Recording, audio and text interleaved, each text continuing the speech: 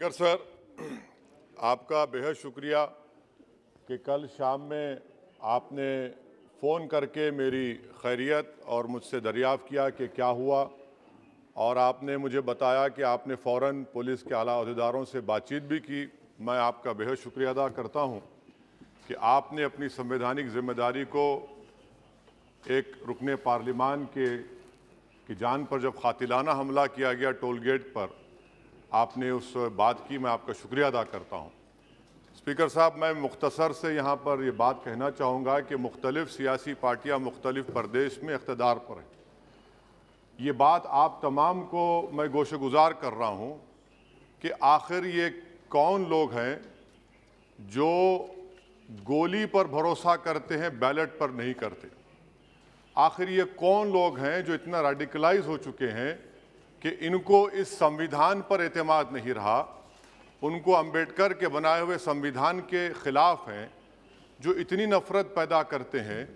आखिर ये कौन लोग हैं? मैं इसको सियासी गुफ्तगू नहीं करूँगा, ये सब के लिए छोड़ रहा हूँ, क्योंकि जहाँ तक मुझे मालूम कि मैं 2 मरतबा का विधायक हूँ, 4 मरतबा का सांसद हूँ, और अगर इस तरह से अगर राजनीति आगे बढ़ेगी कि टोल गेट पर गाड़ी रुकती है और 4 राउंड गोलियां चलाई जाती हैं, आखिर इन नौजवानों को ये कैसे रेडिकलाइज हुए?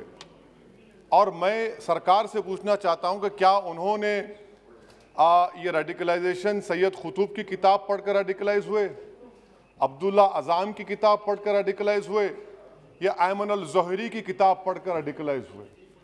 इसीलिए मैंने सरकार से 2015 में कहा था कि इंटरनल सिक्योरिटी डिपार्टमेंट MHA में, उसमें तमाम मज़ाहिब के लोगों का एक काउंटर सेल बनाइए आप। और सर, ये रेडिकलाइज हो चुके हैं तो भारत की इससे राइट विंग कम्युनिज्म और टेररिज्म बढ़ेगा। मैं आपसे अपील कर रहा हूं कि जो गलती NDA 1 में की थी, आप वही करने जा रहे हैं। आपको नुकसान होगा, आपकी सरकार को नुकसान होगा, देश को तो, देश की सालिमियत को खतरा तो पैदा हो रहा है। सर, मैं आपके जरिए से सरकार को ये भी बताना चाहूँगा कि जिन लोगों ने ये रेडिकलाइजेशन किया है, आप इस पर गौर करिए, इन पर UAPA क्यों नहीं लगाते आप? अगर कोई स्पीच देता है, अगर कोई फेसबुक पर किसी क्रिकेट मैच पर किसी टीम की तायीद करता है तो UAPA लगता है। एक सिटिंग MP के ऊपर UAPA नहीं लगेगा सर। मैं सरकार पर छोड़ता हूं। सर, चौथी बात यह है कि रेडिकलाइजेशन की जब बात होती है, हमने यहां पर एक कांग्रेस के बड़े नेता से सुना कि 2 भारत हैं दौलत के एतबार से। नहीं सर, भारत की दौलत मोहब्बत है। भारत की दौलत पैसों की दौलत नहीं है, भारत की दौलत मोहब्बत है। हां, 2 भारत हैं, एक मोहब्बत पर जो पिछले कई बरसों से आबाद है, और एक नफरत पर भारत बन रहा है। तो क्या आप दौलत की भारत की मिसाल देंगे या मोहब्बत की भारत की मिसाल देंगे? अगर मोहब्बत की भारत की मिसाल देंगे तो उसमें आपको मेरी जबान को रोकने के लिए गोली चलाने की जरूरत नहीं है। इस 2 भारत को समझने की जरूरत है। सर, खत्म सर, मुझे खत्म सर सुनिए सर, मैंने करीब से 6 फीट से गोलियां देखी, मुझे बोलने दीजिए सर। हो सकता है कि कल दिन ना देखूं मैं। अगर मैं यहां पर नहीं बोलूंगा तो कहां बोलूंगा सर? आप मुझे प्लीज बोलने दीजिए। सर, मैं आपसे गुजारिश ये करना चाहूंगा कि आप हरिद्वार में, रायपुर में और इलाहाबाद प्रयागराज में मेरे बारे में क्या कहा गया? आपके नायबी की रिपोर्ट है ना, आप क्यों छुपा रहे उसको? देखिए, मैं मौत से नहीं डरने वाला हूं, हम सबको जाना है इस दुनिया से, बल्कि मैंने कह दिया कि मैं इस वतन में पैदा हुआ, मेरी मां की कोख से तो जमीन पर लिटाया गया। जब मेरी आंख बंद हो जाएगी तो इंशाल्लाह औरंगाबाद की जमीन मुझे दफनाया जाएगा।